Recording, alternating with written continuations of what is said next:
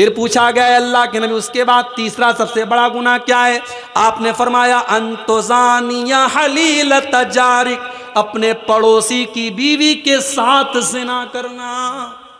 زنا تو کسی کے ساتھ بھی حرام ہے، لیکن پڑوسی کی بیوی کا نام کیوں لیا اللہ کے نبی نے؟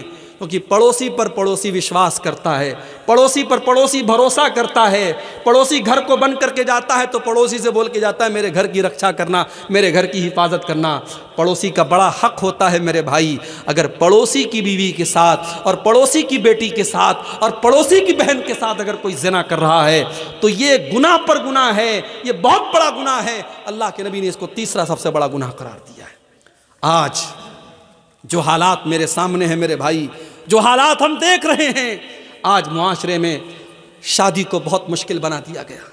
آپ کے اسی کلیا چک کے علاقے میں جہاں الحمدللہ اہل حدیثوں کی بہت بڑی بستی ہے، پورا علاقہ اہل حدیثوں کا علاقہ ہے، جمعہ کی نماز میں آ جاؤ 2,000 2,500 نمازی بھرے رہتے، اتنی بڑی بڑی مسجدیں ہیں آپ کے علاقے میں۔ لیکن اس علاقے میں جب ہم آتے ہیں اور لوگ کہتے ہیں مولوی صاحب ہمارے یہاں لین دین بہت چلتا ہے، شادی میں تھوڑا بول دیجئے گا، بڑی ڈیمانڈ کی جاتی ہے، تھوڑا اس پر بھی بول دیجئے گا۔ میں نے پوچھا غریب باپ اپنی لڑکی کی شادی کیسے کرتا ہے؟ تو کسی نے کہا مولوی صاحب غریب آدمی یا تو بینک سے لون لیتا ہے یا گھر بیچ دیتا ہے۔ میرے بھائیوں آج ہم نے بیٹیوں کو اتنا بڑا بوجھ بنا دیا کہ بیٹی کی شادی کرنے کے لیے باپ کو اپنا گھر بیچنا پڑتا ہے اور باپ کو بیاج پر بینک سے لون لینا پڑتا ہے۔ پوری اسلامی تاریخ میں اور پورے اتہاس میں بیٹی اتنی بوجھ نہیں بنی تھی جتنا بڑا بوجھ آج ہم نے بیٹی کو بنا دیا ہے۔ آج کتنی غریب بیٹیاں ہیں، باپ بیچارہ پریشان ہے، میری آمدنی نہیں ہے، میری کمائی نہیں ہے، بیٹی جوان ہو رہی ہے، 25 سال کی ہو رہی ہے، 30 سال کی ہو رہی ہے، بیٹی کی شادی کیسے کروں؟ آج کتنے باپ ہیں جو بیچارے وقت کے پہلے بوڑھے ہو رہے ہیں، بال ان کے سفید ہو رہے ہیں، چہرے پر جھریاں پڑ گئی ہیں، بیٹی کی جوانی نے ان کی چنتا کی لکیروں کو بڑھا دیا ہے۔ میرے بھائیو اللہ کے واسطے ہوش کے ناخن لو، اللہ کے واسطے ہوش کے ناخن لو۔ اور میں بڑے دل کے درد کے ساتھ یہ بات کہہ رہا ہوں، اہل حدیث صرف زور سے آمین بولنے کا نام نہیں ہے، صرف سینے پر ہاتھ باندھنے کا نام اہل حدیث نہیں ہے، صرف رفع یدین کرنے کا نام اہل حدیث نہیں ہے، صرف چند نماز کے طریقے میں بدلاؤ کا نام اہل حدیث نہیں ہے۔ اہل حدیث کہتے اس انسان کو جو مکمل اسلام کو فالو کرتا ہے، جو قرآن و حدیث پر چلتا ہے۔ اگر آپ کی نماز قرآن و حدیث والی ہے تو آپ کا شادی بیاہ کا سسٹم بھی قرآن و حدیث والا ہونا چاہیے۔ اگر آپ اپنے بیٹے کی شادی میں ڈیمانڈ کر رہے ہیں تو آپ کو اعلان کر دینا چاہیے کہ میں انٹرنیشنل بھکاری ہوں، میں کوئی اہل حدیث وہل حدیث نہیں ہوں، میں تو بھکاری ہوں، بیٹے کے لیے بھیک مانگ رہا ہوں۔ بڑے انداز سے اور بڑے اسٹائل سے آج لوگ بھیک مانگتے ہیں جہیز کے نام پر۔ میرے بھائیوں میں اپنے نوجوانوں سے کہنا چاہوں گا کہ اگر تمہیں اپنے بازوؤں پر ہمت ہے اور اپنے بازوؤں پر بھروسہ ہے تو اتنا گٹس پیدا کرو، اپنے باپ سے جا کے کہہ دو، اپنی ماں سے جا کے کہہ دو کہ میں ایک معمولی چٹائی پر لیٹ جاؤں گا مگر مجھے اپنے سسرال سے ملنے والے بیڈ کا انتظار نہیں کرنا ہے، میں گھڑے کا ٹھنڈا پانی پی لوں گا، مجھے سسرال سے ملنے والی فریز کا انتظار نہیں ہے، میری بیوی اپنے ہاتھوں سے کپڑا دھل لے گی، مجھے سسرال کی واشنگ مشین کا انتظار نہیں ہے، میں اپنے بیٹی کے باپ کو میں جہیز کے نام پر کوئی اس کے اوپر بوجھ نہیں ڈالوں گا۔ آج میرے بھائیوں ان ڈیمانڈوں کی وجہ سے بیٹی بوجھ ہو رہی ہے۔ نکاح کو آسان کرو میرے بھائی، نکاح کو آسان کرو، ورنہ آج ابھی نیوز آئی ہے یو پی کے اندر سے، مدرسے میں پڑھنے والی لڑکی اسلام چھوڑ کر کے دوسرے مذہب میں داخل ہو چکی ہے، مرتد ہو چکی ہے۔ یہ اتر پردیش کی نیوز ہے۔ آج اتر پردیش سے لے کر بنگال تک کتنی مسلمان لڑکیاں ہیں جو اسلام کو چھوڑ رہی ہیں، مرتد ہو رہی ہیں، دین اسلام کو چھوڑ کر کے دوسرے مذہب میں داخل ہو رہی ہیں۔ یہ رونے کا مقام ہے میرے بھائی۔ اسلام کوئی ایسا دین تو نہیں ہے، یہ تو اللہ کا دین ہے۔ آج یہ دور آ گیا کہ ہماری بیٹیاں، ہماری بہنیں اسلام کو چھوڑ کے جا رہی ہیں اور ہمیں سمجھانا پڑ رہا ہے کہ اسلام بہت اچھا دین ہے۔ ہم نے تو تاریخ میں سمیہ کا واقعہ پڑھا تھا، ہم نے تو تاریخ میں ایسی عورتوں کا واقعہ پڑھا تھا جنہوں نے اپنی جان دے دی مگر ایمان کو جانے نہ دیا، اور آج عشق اور پیار کے نام پر اور محبت کے نام پر مسلمان لڑکی اپنے مذہب کو اور اپنے اسلام کو چھوڑ رہی ہے۔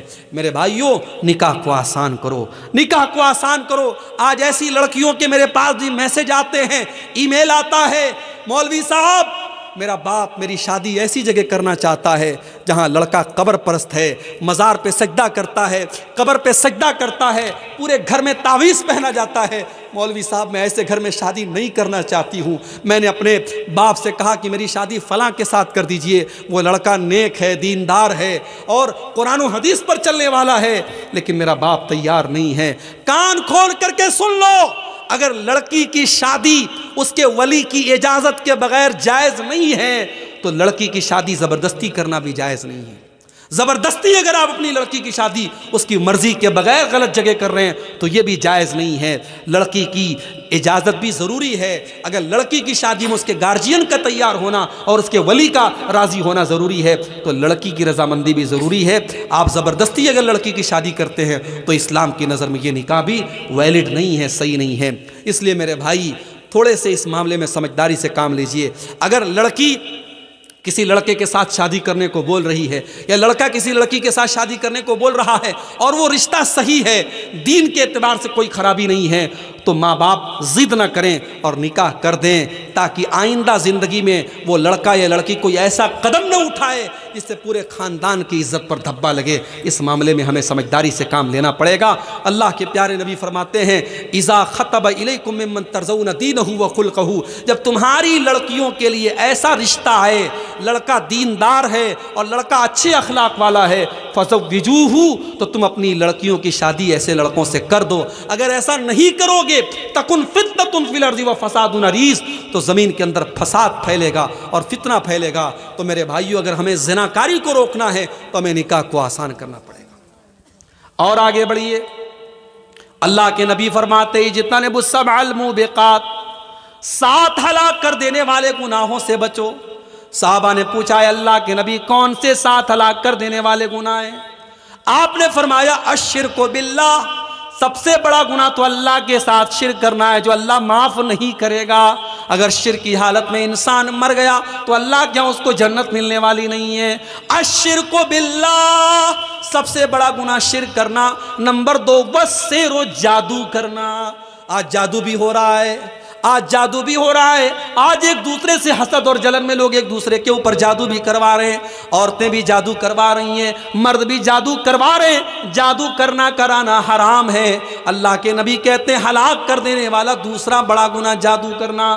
تیسرا گناہ وَقَتْلُ النَّفْسِ الَّتِي حَرَّمَ اللَّهُ إِلَّا بِالْحَقِّ، اور کسی نردوش کی ہتیا کرنا، کسی بے گناہ کا قتل کرنا، کسی بے گناہ کو قتل کر دینا اور کسی بے گناہ کو مار ڈالنا، یہ تیسرا بڑا گناہ ہے۔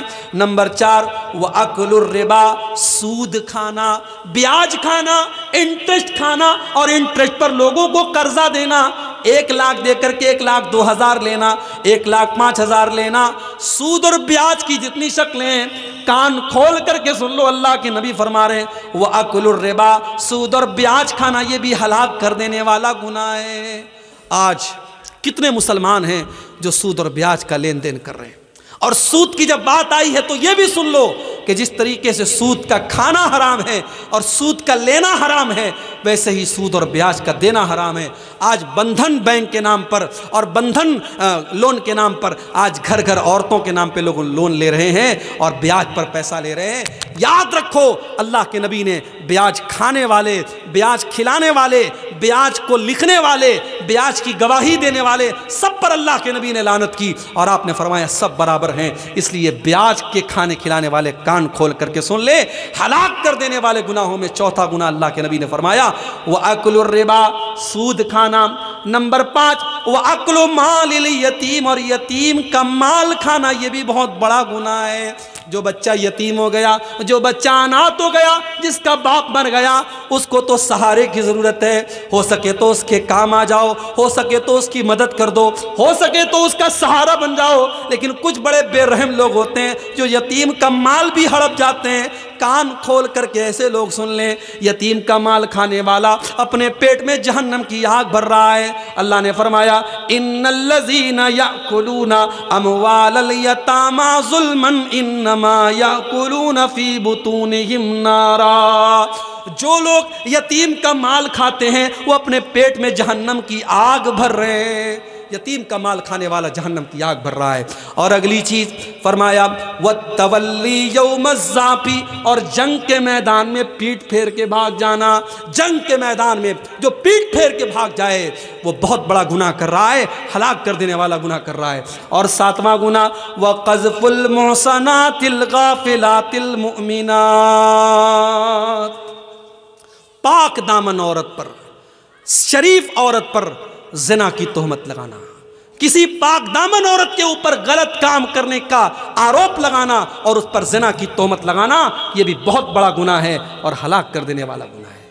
اور آگے بڑھیے، رشوت کا لین دین بھی بہت زیادہ ہو رہا ہے۔ رشوت لینے والا اور رشوت دینے والا دونوں پر اللہ کے نبی لعنت فرماتے ہیں۔ فرمایا لعن اللہ الراشی والمرتشی، رشوت لینے والے کے اوپر بھی اللہ کی لعنت ہو اور رشوت دینے والے کے اوپر بھی اللہ کی لعنت ہو۔ کسی کا حق مارنے والا، کسی کی زمین جائیداد کو کھا جانے والا، یہ بھی بہت بڑا گنہگار ہے۔ اللہ کے نبی فرماتے ہیں لَتُعَدُّنَّ الْحُقُوقَ إِلَىٰ أَهْلِهَا يَوْمَ الْقِيَامَةِ، او لوگو تم نے دنیا میں کسی کا حق اگر لے لیا ہے تو اس کا حق دے دو، ورنہ قیامت کے دن تم کو دینا پڑے گا۔ حَتَّى يُقَادَ لِلشَّاةِ الْجَلْحَاءِ مِنَ الشَّاةِ الْقَرْنَاءِ، یہاں تک کہ اگر سینگ دار بکری نے بغیر سینگ والی بکری کے اوپر ظلم کیا ہے، اگر سینگ والی بکری نے بغیر سینگ والی بکری کو مارا ہے تو قیامت کے دن اس بکری سے بھی قصاص لیا جائے گا۔